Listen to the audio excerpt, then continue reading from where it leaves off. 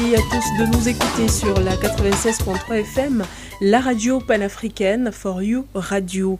Nous faisons un zoom sur les Comores dans le cadre de cette émission Zoom sur, et nous sommes accompagnés de monsieur Ali Hachimo Saïd. Il est de la société civile comorienne. Il appartient d'ailleurs à l'association Cediscom et à l'organisation ONS. Merci d'être là pour nous. Vous en êtes d'ailleurs le porte-parole. Bonjour. Oui, bonjour, Madame Bégoudé. Ravi de vous revoir ou de vous réécouter encore une fois. Et juste une petite correction, mais c'est pas très grave. Oui. C'est Ali Saïd Hachimo.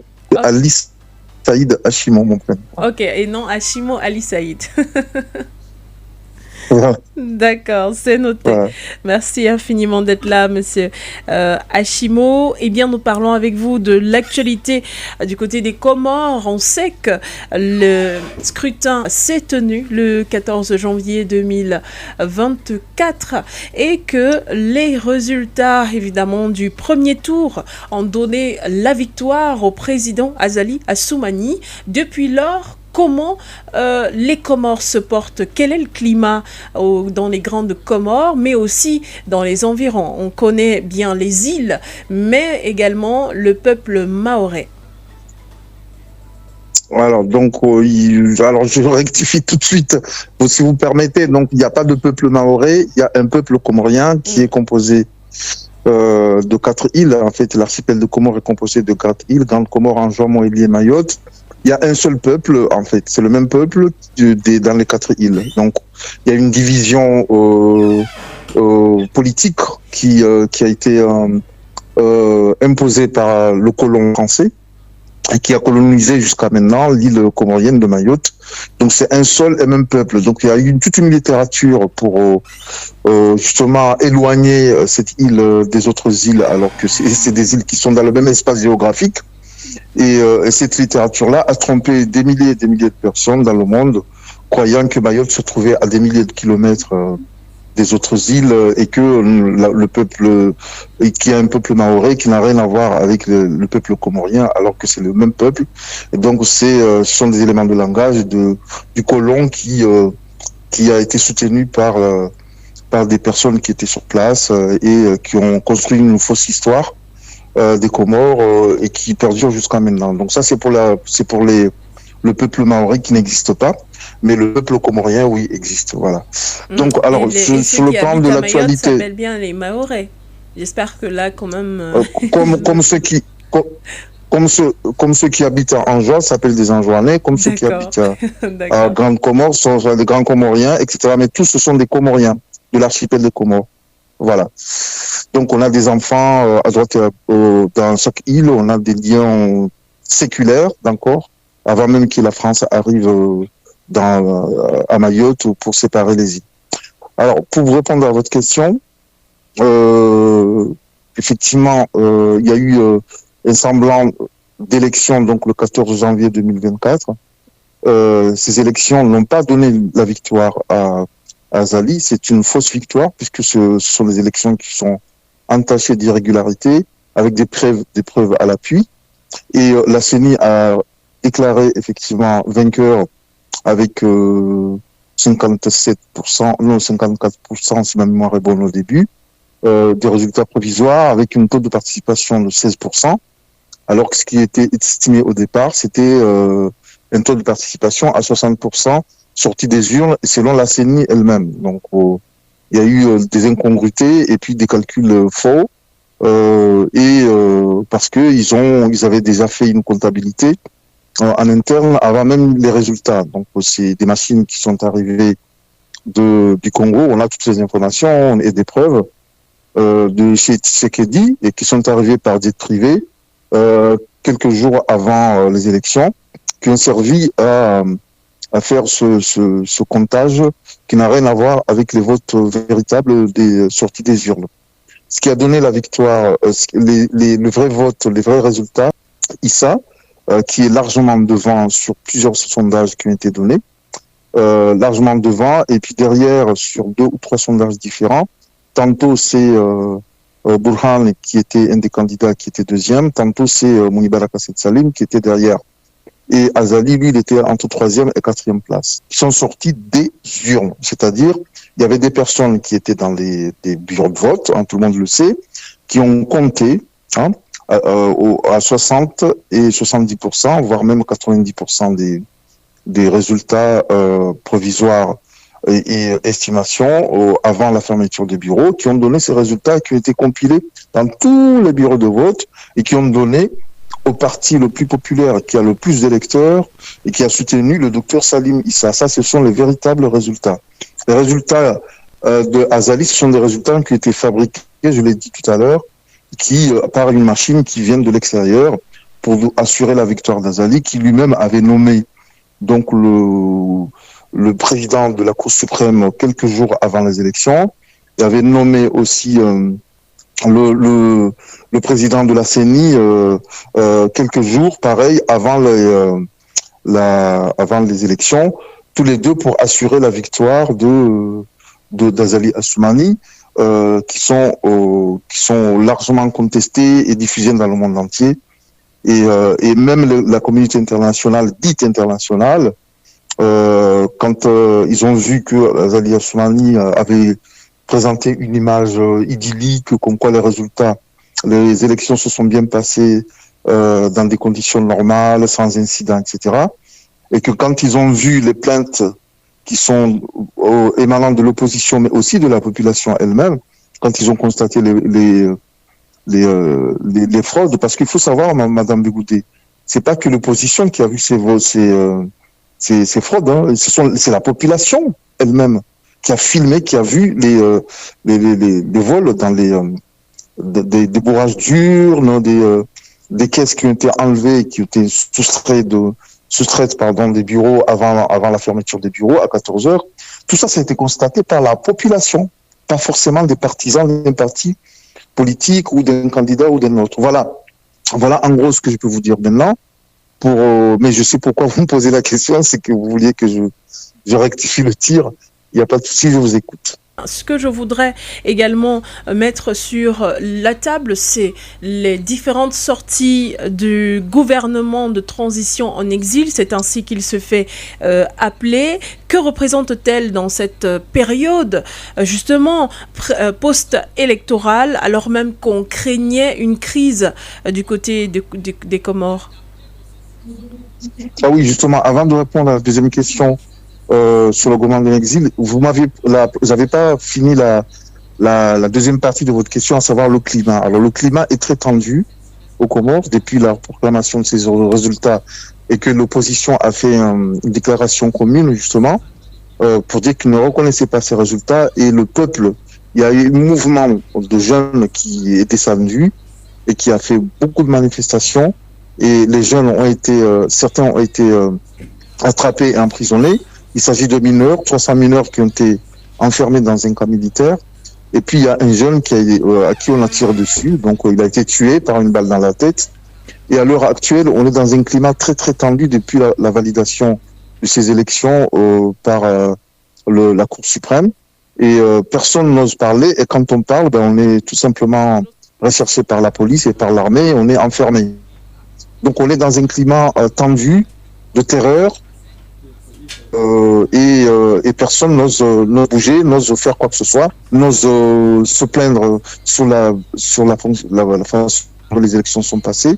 Et voilà le climat, pour vous répondre à peu près de façon générale, qui se passe maintenant. Maintenant, pour le gouvernement de transition, le gouvernement de transition a réagi effectivement à un communiqué qui a été publié ce matin par vidéo, et qui sera, le même communiqué par papier sera diffusé partout en plusieurs langues, et donc pour remettre en fait, il y a deux points importants dans ce communiqué.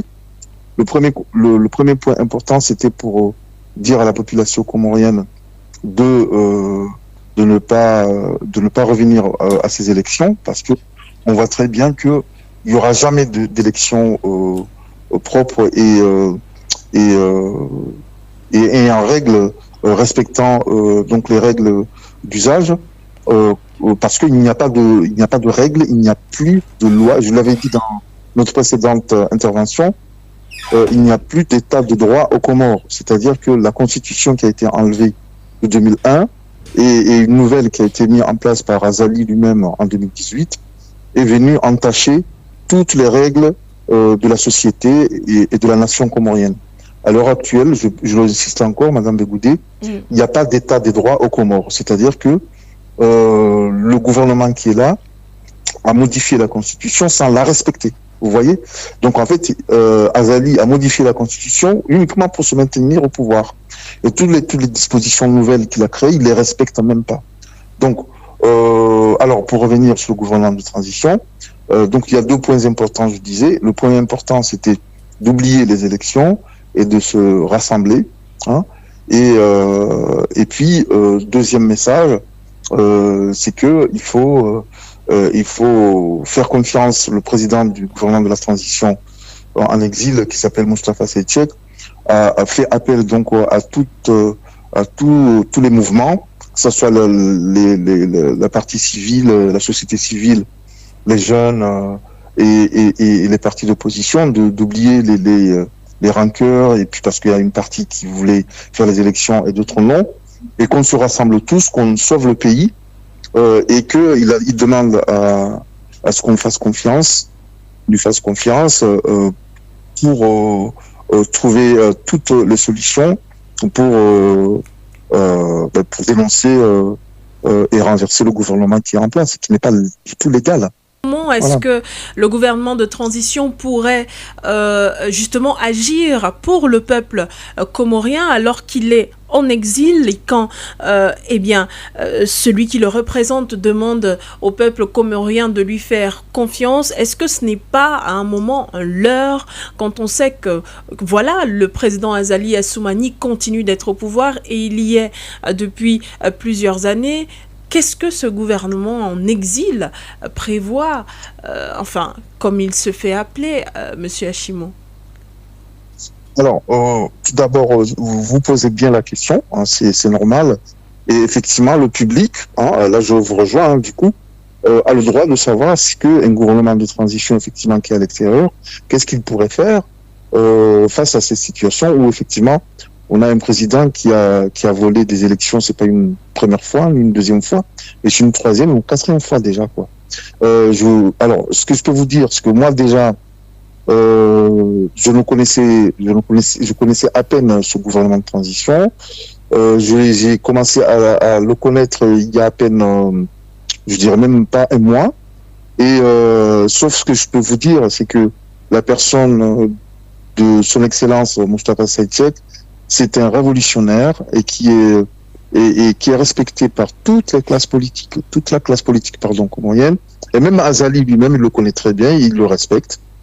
Hein, et qui y a de bonnes convictions et de bons projets pour les Comores, mais il est évident que c'est pas à lui, il ne va pas prendre le micro et dire écoutez, je vais faire ça pour faire renverser le gouvernement en place. Ça serait pas tactiquement, ça serait pas normal déjà. Et puis ce qu'il peut faire à l'heure actuelle, c'est de constater et d'encourager et puis de dénoncer la forfaiture et puis donner de l'espoir au peuple comorien. Et après, par rapport à sa stratégie, moi-même, je ne sais pas ce qui peut être dans sa tête au président et puis au gouvernement, aux membres du gouvernement. Je ne peux pas savoir ce qu'il y a dans leur tête. Et évidemment, ils vont pas afficher au monde entier s'ils ont un plan d'action ou pour renverser le gouvernement d'Azali qui n'est même pas reconnu. Monsieur Hachimo, c'est vrai que légal.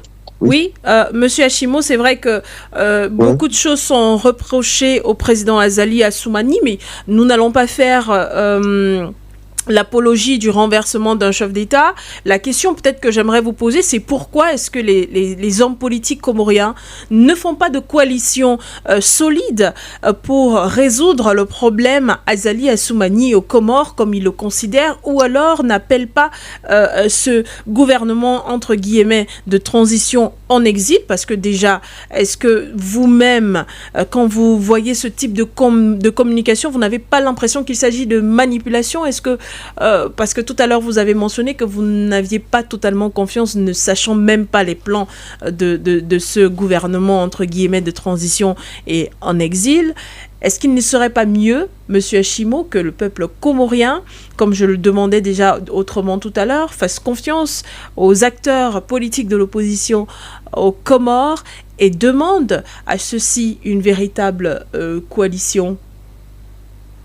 Effectivement, on peut penser à une manipulation ou à une tromperie quand on est à l'extérieur et qu'on veut que les choses se changent. Que l'on veut que les choses changent sur son propre territoire. Et ce qui est plus crédible, c'est d'être sur place et d'organiser et de rejoindre ceux qui combattent sur le terrain. Je suis tout à fait d'accord avec vous. Maintenant, ça peut sembler effectivement à une tromperie. Maintenant, il y a la personne elle-même de Moustapha Diack et à qui on connaît son passé, qui n'est pas dans cet élan-là de tromper le peuple comorien. Bon, maintenant, je vais revenir dans le fond de votre pensée, à votre questionnement. Effectivement, là, vous m'avez lancé une perche. Je vous ai dit précédemment, dans notre précédente émission, notre précédent Zoom, que moi, je ne roule pour personne. Je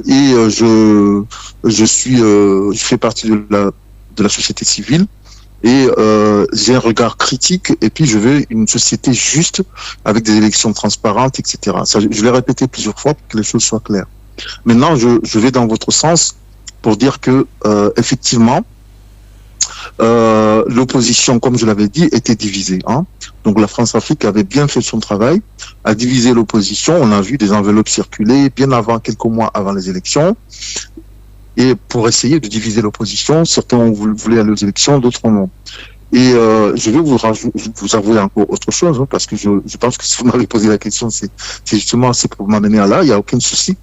C'est que la plupart de des oppositions, certains partis politiques et même personnalités civiles, qui ne sont pas forcément des politiciens, souvent sont corrompus. Ils sont corrompus par le système lui-même de la France-Afrique, qui consiste à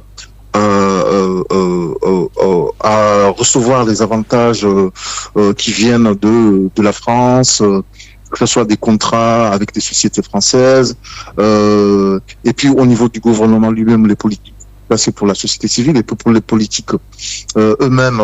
Je vous donne un exemple. Quand il y a des élections qui se préparent, la plupart de ces politiques-là, et ça se passe pas qu'au Comores, je précise que ça c'est une pratique de la France-Afrique dans les pays anciennement colonisés par la France, et dans les 15 pays, Côte d'Ivoire et partout ailleurs, on les connaît. Au Comores, malheureusement, on est encore resté là. C'est-à-dire quand il y a des élections, les différents partis, les différents candidats donc de l'opposition se précipitent à Paris pour espérer être choisis par les partis politiques français, c'est-à-dire de la droite et de la gauche, et puis le gouvernement français qui est en place et qui demande la caution pour aller payer la caution pour être candidat aux élections, et puis pour espérer être accepté par la France, par la France-Afrique. Et malheureusement, c'est ce qui s'est passé. C'est ce qui s'est passé aussi pour ces élections. Et quand vous regardez le mécanisme, en fait, c'est que Azali lui-même connaissait des personnalités qui étaient plus ou moins choisies par la France-Afrique et qui étaient financées par la France-Afrique pour faire partie de l'opposition, pour valider ces élections. Et donc, Azali lui-même, il choisit ses oppositions. Vous voyez. Donc, c'est l'opposition comorienne. Je vais dans le fond. Vous me posez une question, je vais dans le fond. Donc, l'opposition comorienne, et c'est pas une vraie opposition. C'est une opposition choisie. Et une grande partie de cette opposition est choisie par la France-Afrique et par Azali lui-même, pour organiser des élections et ensuite frauder les élections et puis valider les élections. Voilà. Et c'est ce qui s'est passé. Donc, je pense que c'est là où vous vouliez m'amener, et c'est la raison pour laquelle il n'y a pas vraiment d'engouement de l'opposition, même s'ils ont signé, comment dirais-je, ils ont signé une déclaration commune pour dénoncer ces élections, mais il y a une grande partie, on les connaît, une partie de l'opposition qui est achetée, c'est-à-dire qui fait semblant, qui fait du cinéma. Donc, et qu'en est-il du docteur Salim? La société Le docteur Salim a fait des déclarations et c'est le seul, effectivement, et c'est incroyable, on dirait que vous avez bien analysé. Je pense que c'est le cas, hein. Connaissant votre talent, effectivement, un des candidats qui semble le plus novice dans ces histoires de magouilles, d'arrangements sous table, etc., c'est le docteur Salim, parce que c'est pas un politicien, c'est un médecin, et qui est arrivé là, qui est soutenu par le parti qui a le plus d'électeurs, effectivement, et qui aurait dû gagner ces élections, enfin qui a gagné ces élections justement, mais et qui a été empêché et à qui on a volé tout simplement ces élections. Et c'est le seul, hein, qu'on peut dire qui n'a pas été, on peut dire, acheté. Alors qu'au départ, on pensait, parce qu'on lui avait posé la question, RFI pendant la campagne, que pensez-vous de la France, que pensez-vous, etc. Donc il dit oui, mais la France c'est un partenaire, etc. On peut continuer le partenariat avec, qui a toujours aidé les Comores, etc. Mais quand on a vérifié, on a analysé la situation, en fait, on a compris que c'est quelqu'un qui connaît pas le système, en fait. C'est quelqu'un qui connaît pas les magouilles et toutes les manœuvres de la France-Afrique dans les pays africains et qui connaît pas tout ça. En revanche, le reste, bon, je vais pas donner les noms, il suffit de regarder les noms des autres candidats. Le reste connaît bien ces manœuvres-là pour avoir bénéficié une partie. Et c'est la raison pour laquelle, pour répondre précisément à votre question, il n'y a pas vraiment d'engouement de l'opposition, un véritable soulèvement pour contrer Azali. C'est parce qu'il y a un faux jeu au départ, derrière, des négociations, des discussions opaques qui ont été faites avant ces élections avec Azali, tout simplement. Mais est-ce que le peuple n'a donc personne vers qui se tourner face à cette politique critiquée par une frange de la population d'Azali Assoumani? Le peuple n'a personne en qui se confier par rapport à ce second tour ou encore aux prochaines élections ou même aux élections générales, parce qu'on rappelle que ce n'était pas que la présidentielle. Alors, il y avait des élections présidentielles couplées avec les élections des gouverneurs, donc c'était en même temps. Et après, il va y avoir normalement des législatives. Pour répondre à votre question, le peuple a la société civile, c'est tout. Le peuple a la société civile, et je vais encore vous dire, et a aussi le gouvernement de transition derrière, même si il n'a pas de poids. Même si effectivement, on l'a dit, ça peut sembler à une tromperie, certains le disent, mais c'est une personnalité crédible, parce que c'est la seule personnalité des Comores, même quand il était Comore, qui n'a jamais été corrompu et qui n'a jamais accepté de vendre son pays pour des intérêts exogènes des puissances étrangères. Monsieur Moustapha Saïd Seck, hein. Et donc, même si effectivement on peut ne pas être d'accord avec lui, le fait qu'il soit en exil, qu'il soit dehors, comment peut-il prétendre défendre son pays et soutenir le mouvement de jeunes contre Azali en étant à l'extérieur? On peut le critiquer, pas de souci, mais à chaque fois qu'on interroge les personnes, que ce soit au Comores ou à l'étranger, tout le monde respecte cette personnalité, hein. Et voilà. Et donc, pour revenir encore à la réponse, le peuple ne peut compter que sur lui-même et sur la société civile, qui n'ont pas d'intérêt particulier pour accéder au pouvoir ou quoi que ce soit, et puis de la personnalité de Moustapha Saïd Seck. Moi, je peux le dire sincèrement, il est respecté par tout le monde, parce que tout le monde me dit la même chose, hein. C'est pas des choses que je dis comme ça, c'est que tout le monde me dit oui, mais on comprend pas, c'est quelqu'un de très respectueux, qui est intègre à 100%, mais on n'est pas du tout d'accord avec lui, parce qu'il est à l'extérieur, on comprend pas très bien où il veut en venir, etc. Voilà. Donc le peuple ne peut compter que sur lui. Malheureusement, il y a une terreur en ce moment, depuis que l'armée a commencé à tirer sur la population. Il y a eu encore des blessés, donc après la proclamation, la validation de la CENI. À Ouani, en juin, il y a eu des tirs, il y a des personnes, on voit des vidéos, on voit quelqu'un qui s'est fait tué qui a reçu une balle et qui tombe par terre, comme ça. Donc, il y a eu des heurts, je crois que des pneus brûlés, et puis des échanges de tirs, carrément. Voilà. Donc, le peuple, une partie, si vous voulez, en juin, il y a une partie qui est vraiment dans la résistance comme on peut l'entendre. Et puis l'autre partie, c'est-à-dire la Grande Comore, c'est très compliqué, c'est très difficile parce que l'armée rentre chez les personnes quand ils soupçonnent et puis ramasse des hommes, des femmes, des jeunes, des vieux, et on est vraiment on est dans une situation très délicate en ce moment. Et donc le peuple a du mal vraiment à s'exprimer, à se soulever et puis à dire non. Voilà.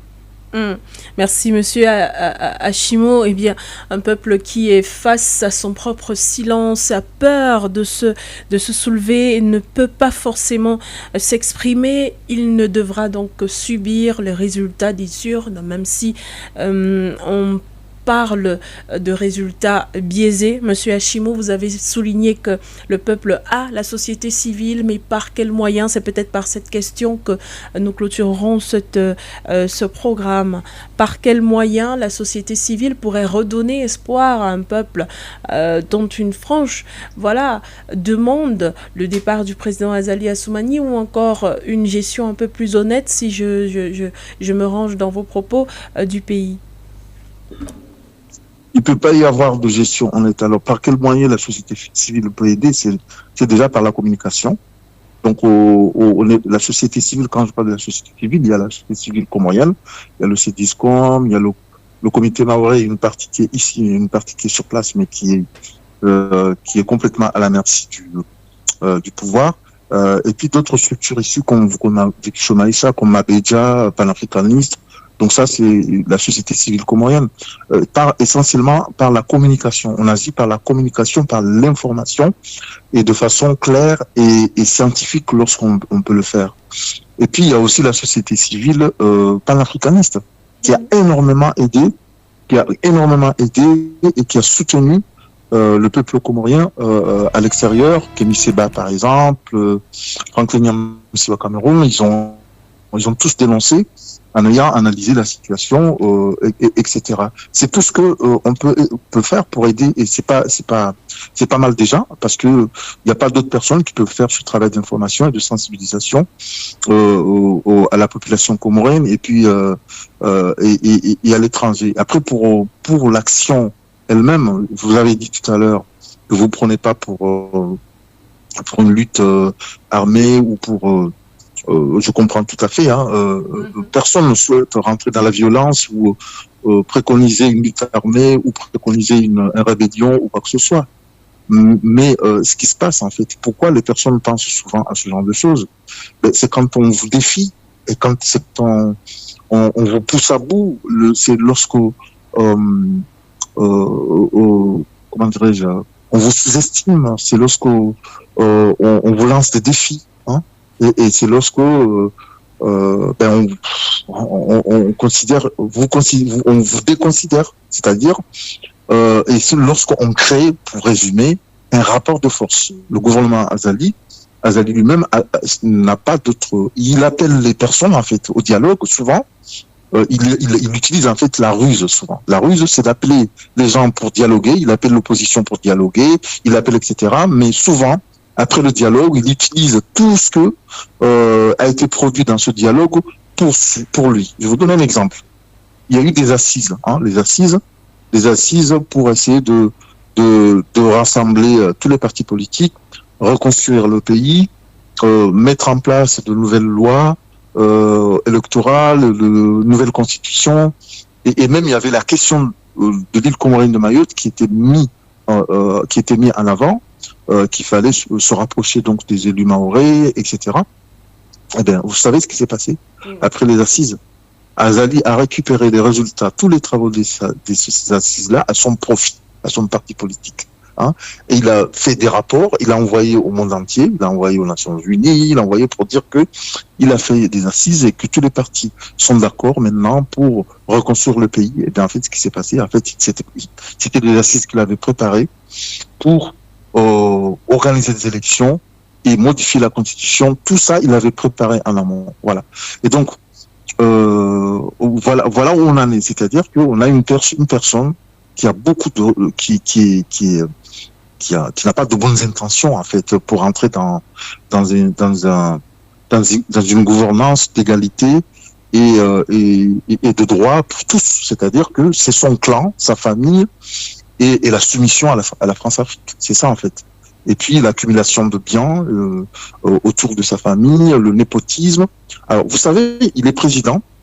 Son fils, qui s'appelle Lukman, il est chef des armées, hein, commandant, et partout là où il y a des décès, où il y a des morts, comme le jeune musulman qui a été tué, il est toujours là. C'est lui qui était au commandement.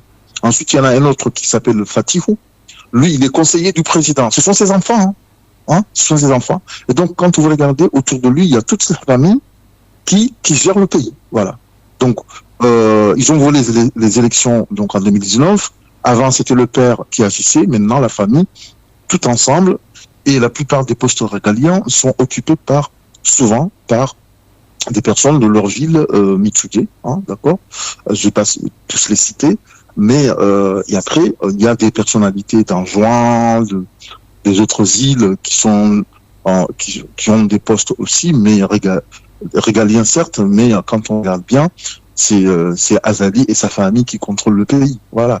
Donc, c'était juste pour vous dire, parce que vous m'avez demandé s'il n'y a pas une possibilité de ramener un état de droit. Avec Azali, c'est pas possible. Nous sommes dans une situation d'un état de non-droit, et tout ce que Azali fait depuis 2019 jusqu'à maintenant, et encore plus maintenant, il n'y a rien de légal. Il n'y a rien de légal. On n'est pas dans un état de droit. Il n'y a pas de loi au Comores en ce moment. Croyez-moi, je fais pas partie de l'opposition. Je fais partie de la société civile. Nous avons analysé pendant des années la façon dont Azali a déconstruit, a détruit, pas déconstruire, c'est peu, a détruit ce qu'on appelle Shariam Sinzi en comorien, c'est-à-dire la loi fondamentale, c'est-à-dire la constitution, et tout ce qu'il a mis en place, c'est pour aller à son profit. Voilà. Il a déconstruit tout ça, il a détruit ce qu'il devait détruire pour se maintenir au pouvoir. Et même ce qu'il a mis au pouvoir en place, la nouvelle constitution en 2018, il la respecte même pas. C'est-à-dire, il fait à sa guise, quoi, comme il veut. Voilà. Donc, voilà où on en est, Madame Bégoudé. Allô? Oui, Monsieur Hachimou, d'accord. Merci infiniment pour vos réponses. Nous restons attachés évidemment à l'actualité dans les Comores et nous reviendrons dans les prochaines émissions sur particulièrement les missions de la société civile pour émanciper politiquement les populations comoriennes. On a l'impression qu'il y a un feu, effectivement, mais la braise n'est pas totalement activée. Effectivement, là, c'est une très bonne analyse et effectivement, vous avez tout à fait raison. Et merci déjà de faire cette proposition pour un sujet sur la société civile, effectivement, où il n'y a pas, l'information n'est pas passée, on peut le dire, à tous les niveaux de la population comorienne. Mais ce qu'on peut dire, c'est qu'il y a eu quand même les jeunes qui sont sortis spontanément.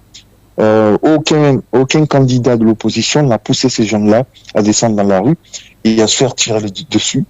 Et quand on leur pose la question, surtout ceux qui étaient, il y en a un qui était à l'hôpital El Marouf, donc de Moroni, à qui on voit qu'il était blessé au bras, et on lui a posé la question, quel conseil donnerez-vous à vos camarades maintenant que on vous a tiré dessus? Et vous savez ce qu'il a dit? Il a dit de continuer. Il est hors de question de laisser une personne fouiller les droits de la population comorienne.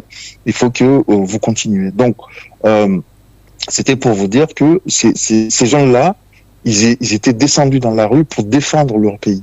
Et là, il n'est même pas question d'histoire de fraude électorale ou etc.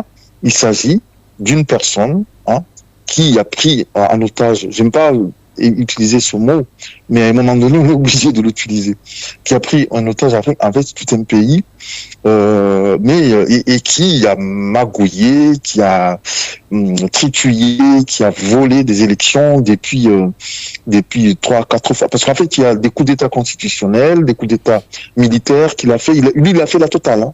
Il a fait la totale. Donc, je vous remercie de me faire cette proposition, de parler de la société civile. La prochaine fois, je serai toujours à votre disposition dans le cas où je suis, dans la mesure du possible, dans la mesure de mes disponibilités, pardon. Merci infiniment et on souhaite bien des choses au peuple comorien et bien des choses évidemment à la sous-région. Merci infiniment. À très bientôt, Monsieur Hashimou. À bientôt. Merci. Au revoir.